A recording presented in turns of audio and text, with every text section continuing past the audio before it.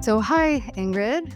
Hi. Welcome to Wealthy, the Matriarch podcast. We're recording today at Ram's Head Inn. Thank you, Andrea Carter, for inviting us to this space. It's really nice. It's beautiful. Perfect location to record something about joy. So, Matriarch is about helping women create wealth and well-being in all aspects of their lives. So, we're going to start talking about a little bit of your personal background, and then we're going to get into your work. And then we're going to talk a little bit about money towards the end. Sounds great. All right. So, what's your definition of well-being? So for me, well-being is really tied to energy because I feel like when I have energy and I can do the things that I care about, then I know that I'm really thriving and flourishing in my life. And it's really connected to joy because joy, the way that I think about joy is the emotion of thriving.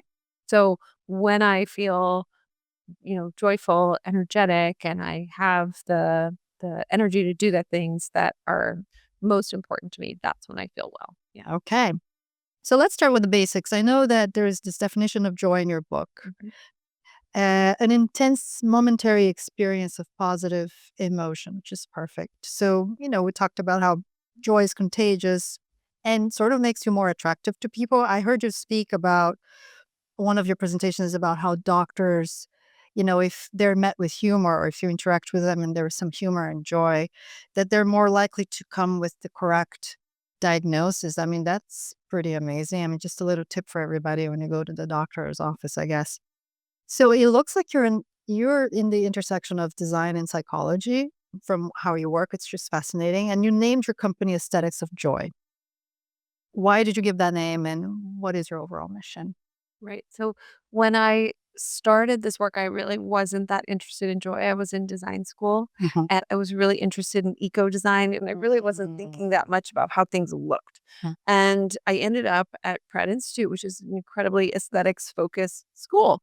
Um, and so as I was doing my first year end review, a professor looked at my work and he said, "Your work gives me a feeling of joy." And I thought, well, hold up. Like, how does that work? Mm. Because we're always taught that money can't buy happiness, that joy doesn't come from things around us, it comes from within, right?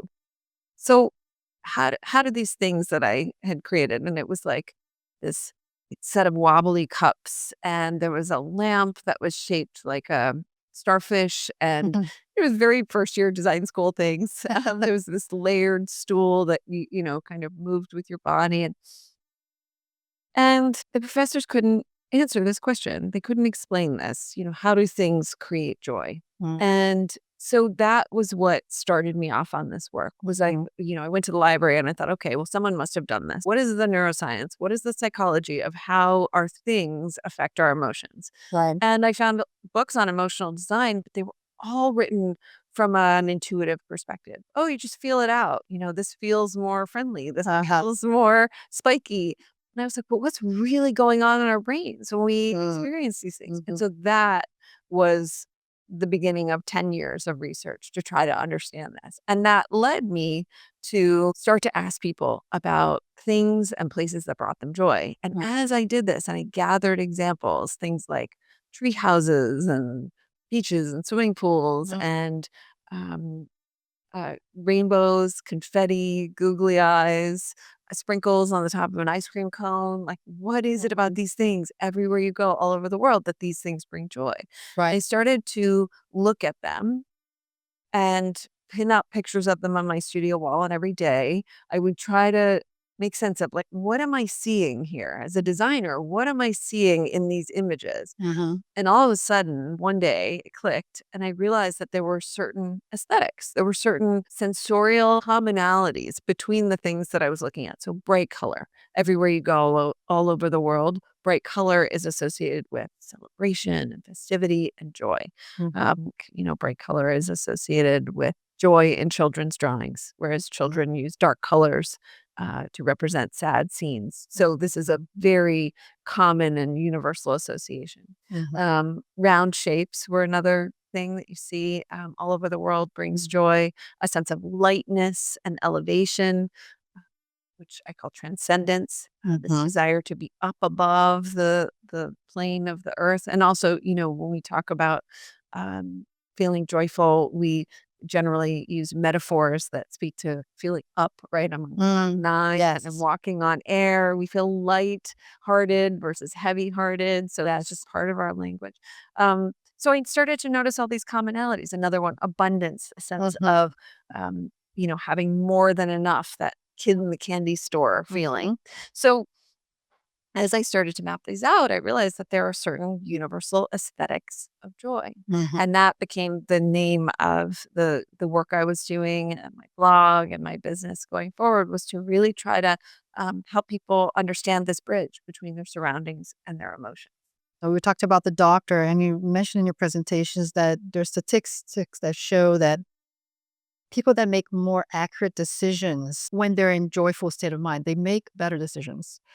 But we do have this culture that really values like seriousness and productivity, speed. And how do we even make changes to this culture in our own way? I mean, it's really hard to go against if you're working for somebody and they that's what they expect of you. Right. I think part of the reason we have that culture is that we deeply associate struggle with meaning. Mm, So we believe that if you struggled, then that is your primary source of meaning in life. And to attain more meaning and purpose in life, you have to struggle more. And so we take the hard way and we criticize anyone who does anything that seems easy. So, for example, people taking weight loss drugs, we mm, see that as right, or even antidepressants. That this is often criticized as taking the easy way out because yeah.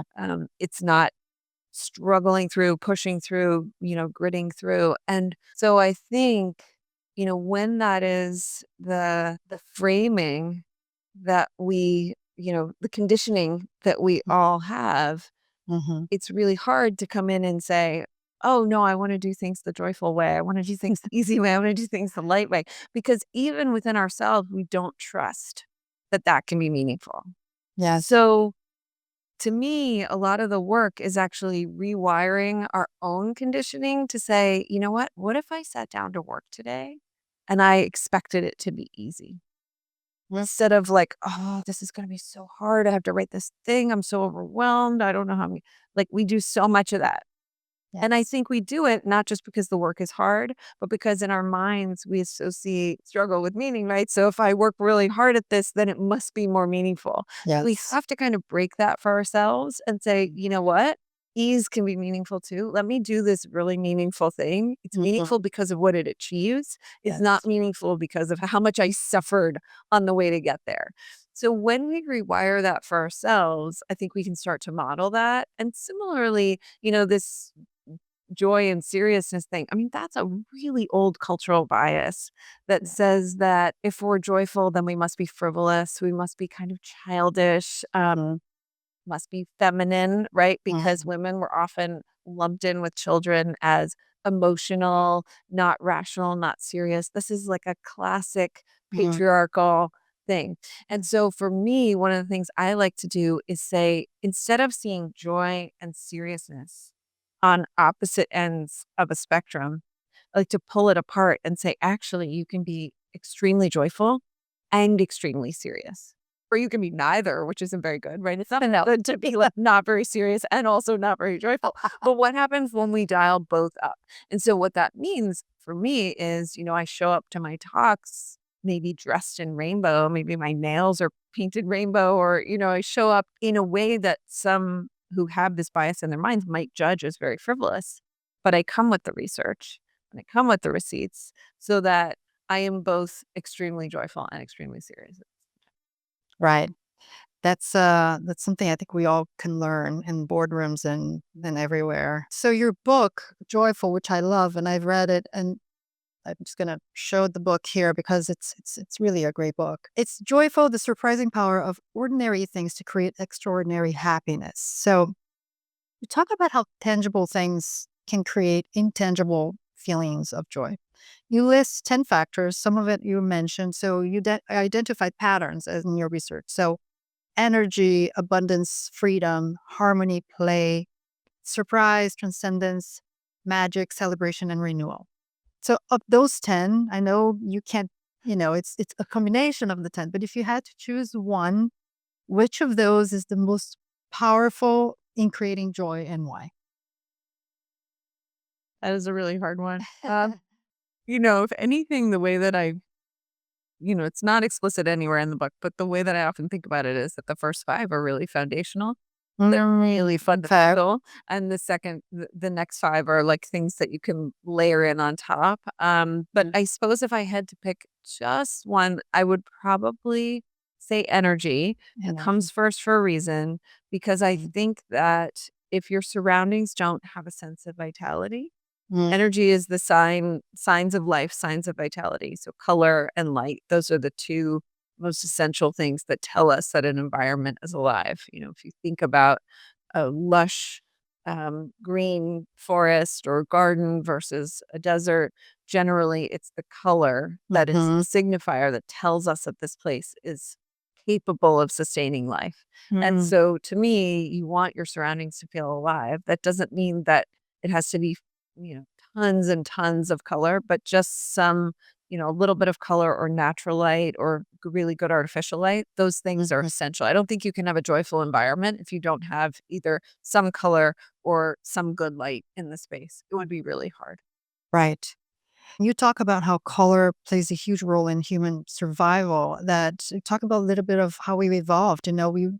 We were sort of wired to seek bright hues because they signal abundance and like ripe fruit, and energy made visible. You talk about, and you talk about how color vision was vital for our ancestral survival. It's fascinating. But so then, how come most of us have chromophobia? So let's talk about chromophobia. I was one of them, but why do we have it when it's color is so vital for us? Chromophobia is a very modern ailment, I think. Yeah. So, you know, we evolved to love color. Color is, as you say, it's a sign of life, and our color vision evolved in part to help our ancestors find ripe fruit, young leaves. So, Mm, um, deep in our neural circuitry, there is an association between color mhm, and energy and joy and life. Somewhere deep within us, when we see color, it's the precursor to, oh, there's sugar here, right? mm, There's nutrients here. Of course, we're not just a product of, what we've evolved for, but also our cultural background and, our yes. society at large.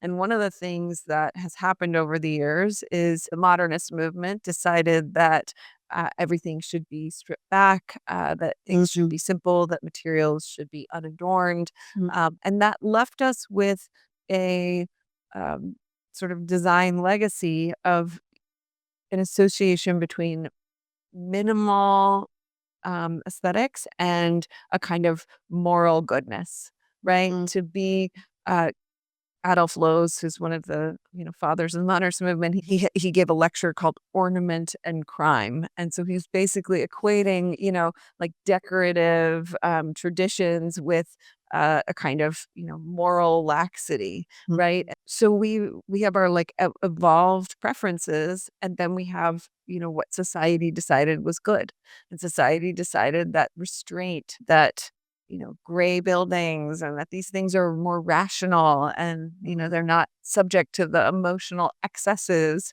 of the past. And so that's why we have the surroundings that we do. Once we took color out, it feels really risky to bring it back in. Feels risky because it might mark us as hedonistic or childish or mhm, unsophisticated, because if sophisticated is huh, gray and beige and minimal, then it might mark us in a certain way. mhm, It feels risky because we don't really learn how to use color anymore.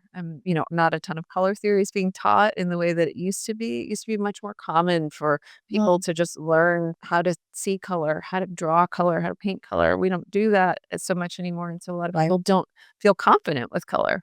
Yet it's so rewarding when you start to bring it back in and you start to realize that actually, I believe everyone has an innate sense for Mhm. color. And when we stop overthinking it so much and we sort of get into our bodies and we notice how our bodies respond to color, it's a lot easier to get past that chromophobia. That's so interesting.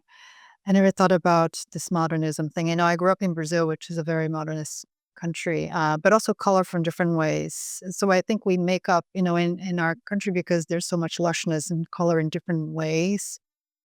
I guess that doesn't have the same effect as if you were in a more restrained country, I would think. But that's something, it's food for thought for sure.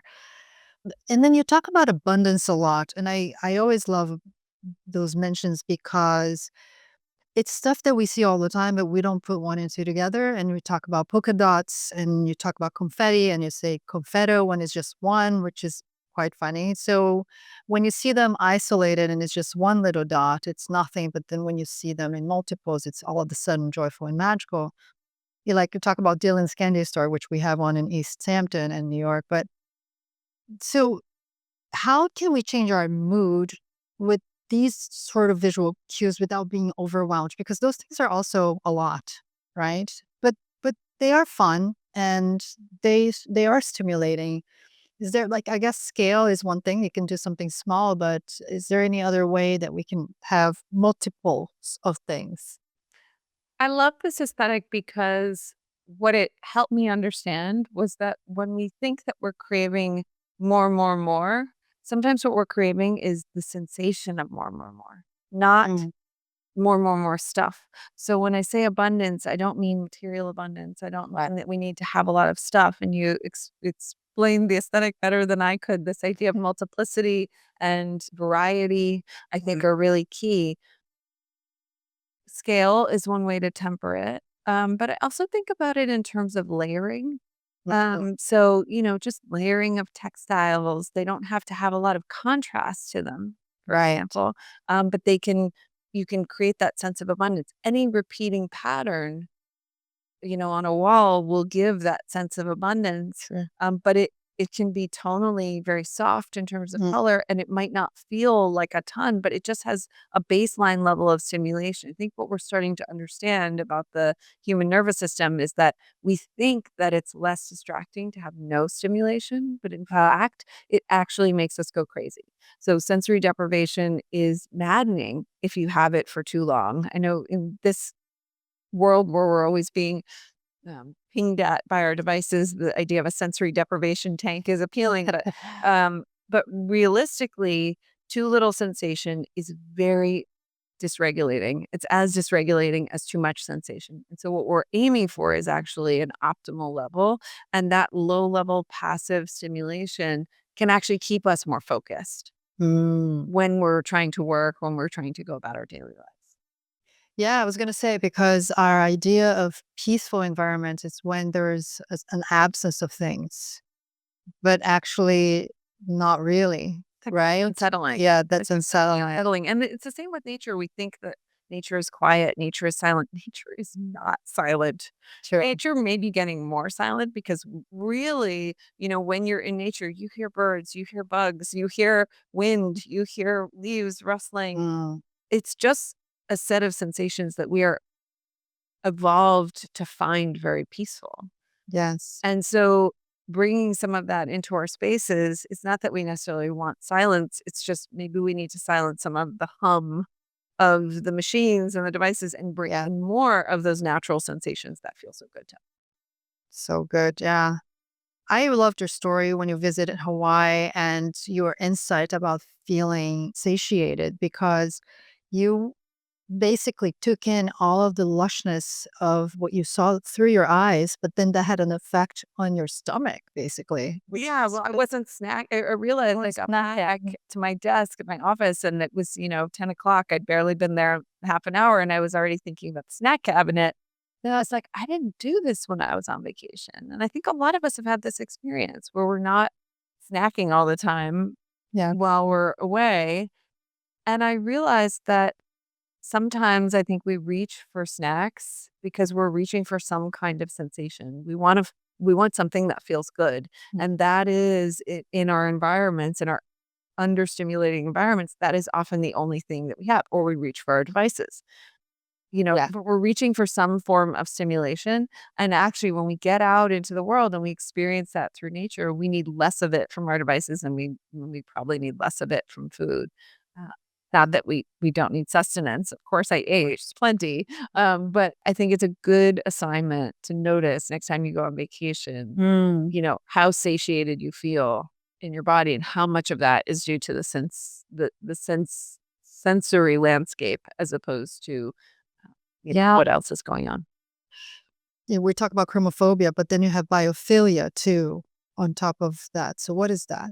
The biophilia is an idea coined by the biologist Edward O. Wilson, which basically says that we are drawn to life. We are drawn to signs of life. And this has Mhm. become a real um, buzzword in design because I think designers are trying to create spaces that have more nature in them. So they're trying to rectify some of the things that I've been critiquing about our built environment by bringing more nature back in. Mm. And there's a ton of research that shows that we feel better, that we live longer, that we're less likely to be depressed or anxious when we have more greenery in our surroundings, that we're more generous to other people when we have Mm. houseplants in a space. Really? So many studies. There are studies that show that conditions like ADHD are improved by spending time in nature, that we're less likely to ruminate over our problems after just 5 minutes spent in nature. So there's a ton of evidence that suggests that nature is so powerful for our well-being. And so I think the biophilic design trend is really a way of capitalizing that and integrating it back into our spaces. Yeah, I read a while ago that the Japanese, they doctors prescribe forest bathing as treatment, right? Which makes total sense with what you're saying. Ingrid, we met recently in January because our common friend, our friend in common, Amanda Fairbanks, amazing writer, hosted a mood board workshop with me. And I have to say, like, I was, there was no order. Everything was thrown on the floor. There was like magazine tears. And I didn't realize that I was playing because it was something that we had to, oh, it was the mood board, But after I left, I realized that it had been so long since I actually played and not like how my kids want to play, not like my husband wants to play, like I like playing, right? Mhm. And I realized I'm just really play deprived. I think most of us are, right? And I think it just really dawned on me that I'm not seeking play, like, and I should do that because it felt really amazing. It was just a few hours and with a bunch of friends and it was fun. So, how can women specifically add more play in their lives that doesn't take that much time? Or what are your suggestions? We have to talk about the barriers to play here. I mean, you're Yes. pointing them up, but I think we have to talk about them to understand how we get past them. Because I think Mm, one of the issues is you mentioned women take on more of the care work. So they tend to be overloaded in terms of their yeah. commitments at home. And if they're juggling work in addition, then they're juggling an enormous amount of pressure. Yes. Um, I think there's that bias against things that feel easy.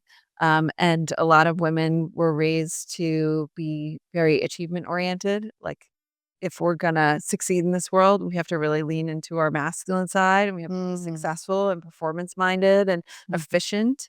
And yes. so it's very, very hard to take time to do the like easy, purposeless thing. I mean, the definition of play is purposeless activity, right? Mm, And so if you are swept up in the mindset of I have to prove myself, I have to be efficient, not I can't do anything that's, doesn't have a purpose, right. is going to be really, really hard to make time for play. And our self-help model right now is so purpose focused, right? It's like find your purpose and you'll be happy, right? Purpose is the path to happiness.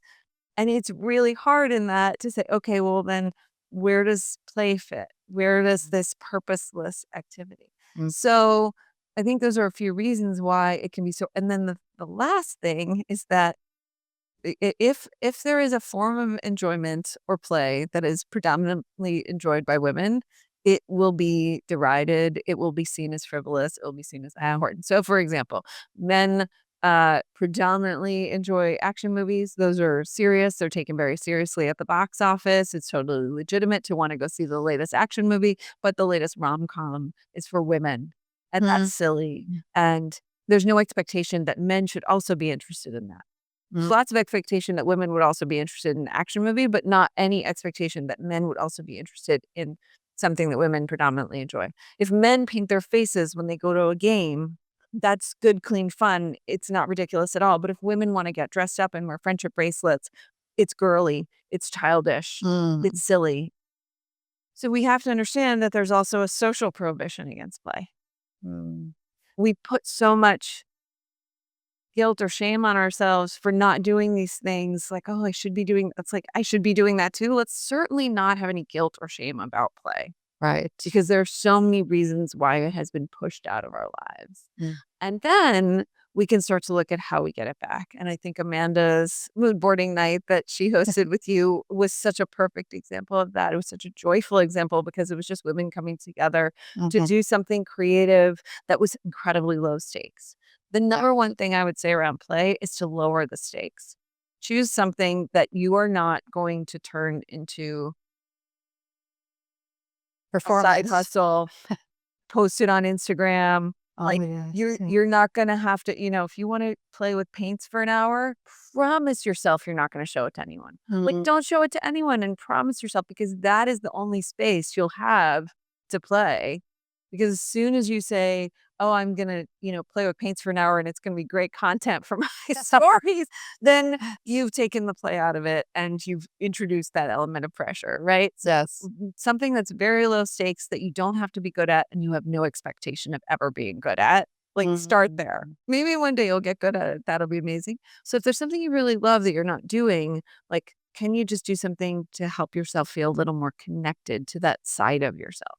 That those are such great suggestions, and it's true, like the whole low stake thing. 'Cause Yeah, so it's like like give yourself permission to bake bad cakes, to make bad paintings, to write bad poetry, to play bad tennis, like whatever it is. But I think, yeah, giving yourself that permission is That's key. great. That's a great suggestion. And one of the things about joy is that it influences behavior. It makes people feel safer in cities. You gave several examples in your book. They encourage shoppers to linger more at your stores.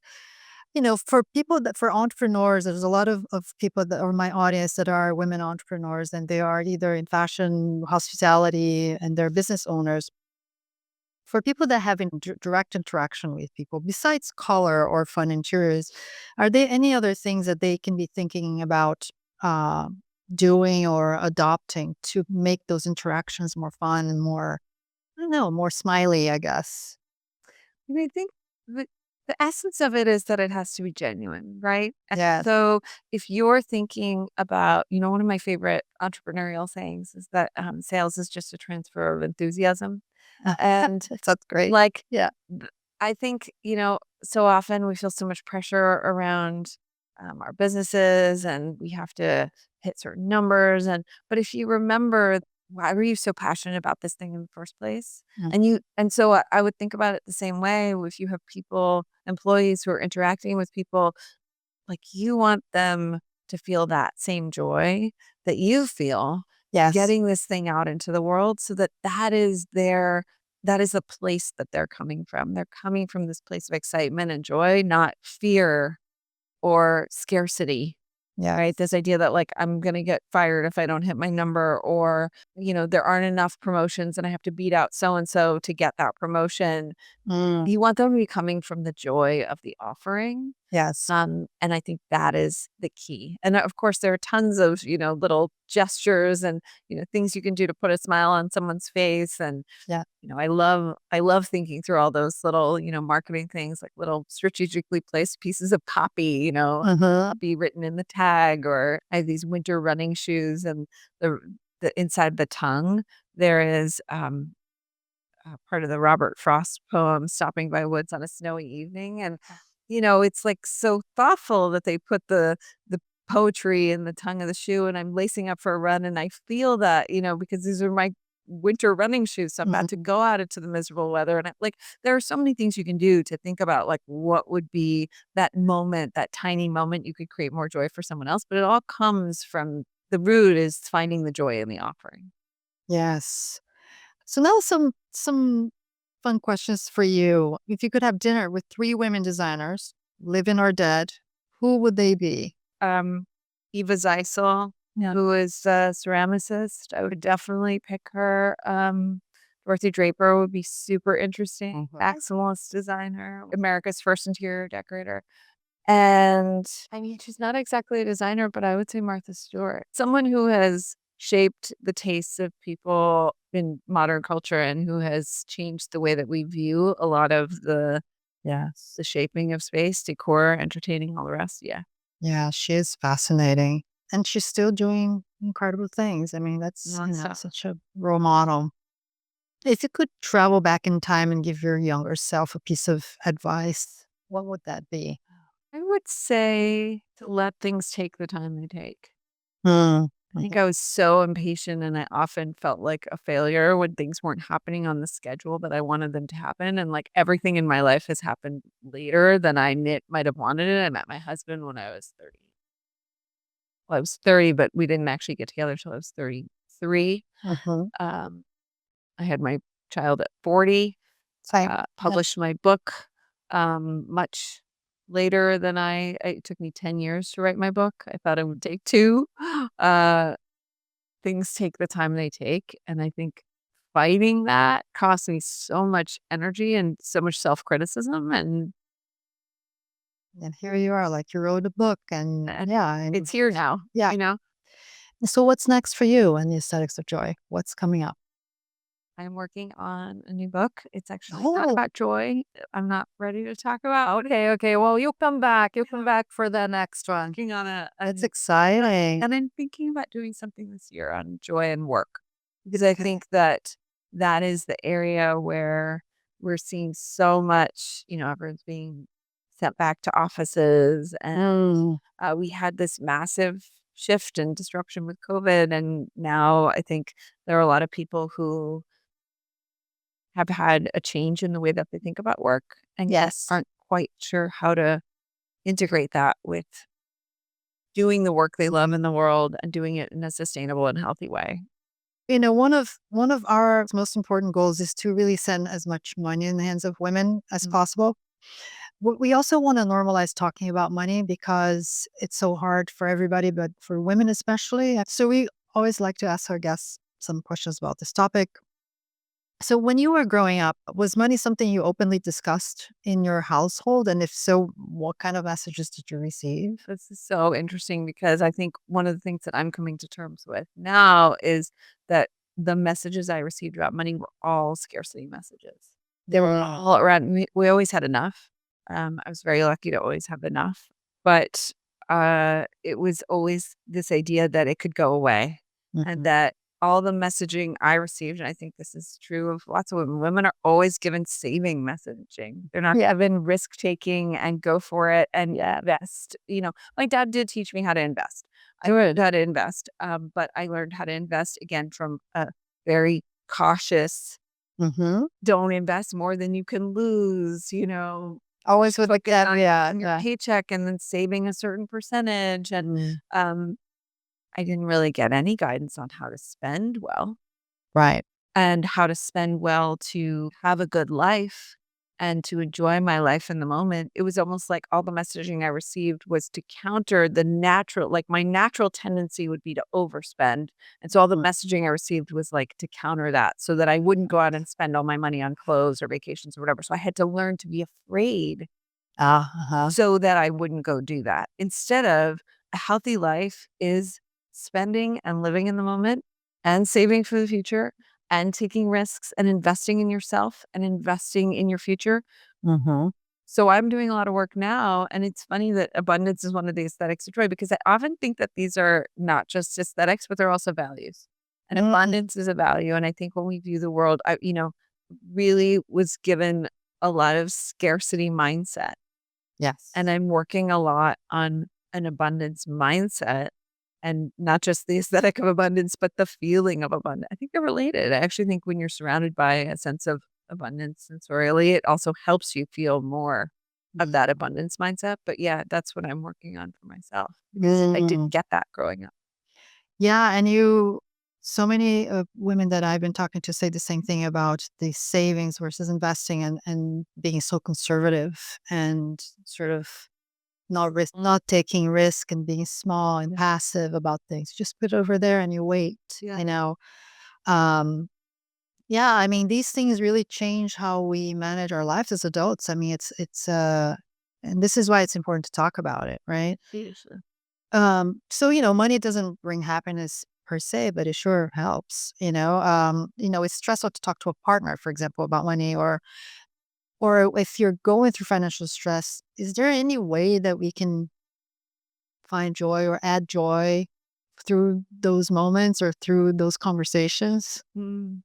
Well, it's interesting that you say money doesn't bring happiness. And I think that is the conventional wisdom. And yet, the current research, the studies that said that you only needed to make 75,000 a year and that after that happiness doesn't rise, studies have been debunked. So Daniel Kahneman was long held that perspective. Mm. There was a study that came out after his study that um, took the opposing tack, that it actually just rises. Happiness and money rise together. And he collaborated with the author of the study that opposed him, and they worked together, and they had a independent person monitor the collaboration. It's such an interesting example. That's very brave. It was very brave, right? And what their joint study found was that actually, I cannot remember the name of the author who debunked that study, that it does keep going. And obviously there are mitigating factors. Everyone knows unhappy rich people, and we all know people who are unhappy and stressed about money as well. But I think it's important because a lot of us are fed that story Yeah. as an excuse for telling us not to seek more. Oh, you don't need more.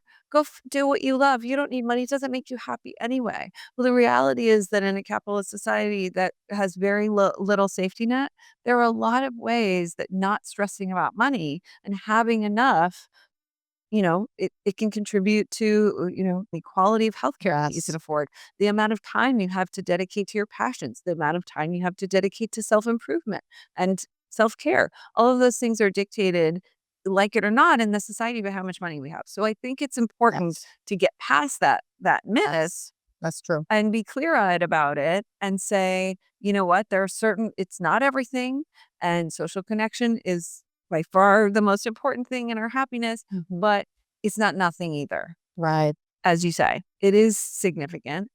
When we're encountering financial stress, I think it's important to not necessarily default to the scarcity programming, because Yes. I think if we immediately go back to that, "Oh, see, this is just proving I'm never gonna have enough. I'm Mm. never gonna be good enough." And if, you know, the scarcity programming also says that when I gain, it's someone else's loss, Mhm. which for women, I think, is very attached to a lot of shame. And so we often don't let ourselves have more because we think in our minds that it's coming from someone else.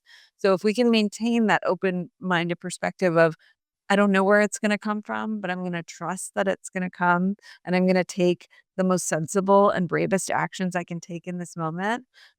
Do what you can to floor your downside, but we don't Mhm. shrink totally, Right. because I think then when we shrink back, we end up in the hopeless place. 'Cause Yes. we can't do anything to better our circumstances, and all we do is just cut costs and cut costs and cut costs, and we're not doing anything to grow the top line. We're not doing Yes. anything to grow the upside. So I think when we're going through those financial stresses, it's important to remember that we are capable, and that, like, if we really needed to go out and earn a little bit of money, we can probably find a way to go do that, right? As Yes. opposed to, like, I just have to cut costs until I'm so small that, like, I can afford to subsist on this meager, Mhm. it's not a I'm not a financial advisor. No, But but this is very it's philosophical. I it's mean, important. yeah, I agree, and I think it is something that we tend to go to, is just like getting ourselves smaller and smaller. And finally, if I gave you $1 billion today, Ingrid, and you had to choose one thing to spend on it, what would you do with $1 billion?